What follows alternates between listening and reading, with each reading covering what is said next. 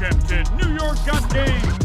Let's talk about that, J-Mac, because the Knicks, they've won 4 straight coming into tonight's game. When you dig into the film, as you do, and you look at the numbers, what's the biggest indicator that this streak is sustainable rather than just a hot patch or hot stretch that we're seeing from this team right now?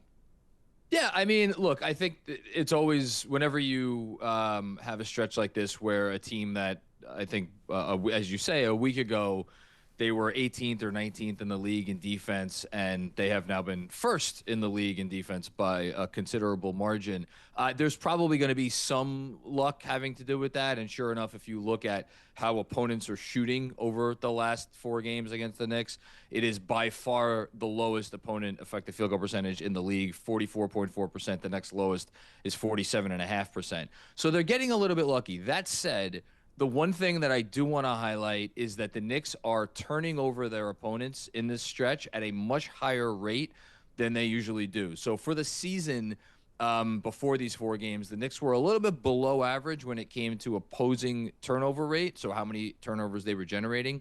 In this stretch of the last 4 games, they are 3rd in the league in opponent turnovers. And we've talked about this before. I think if you look at the ideal version of this Knicks defense, it's not that they're always going to hold up, but it is guys like OG Anunoby, Mikal Bridges, Josh Hart, getting into passing lanes, making things happen both on and off the ball. And I think you're seeing more of that over this recent hot stretch.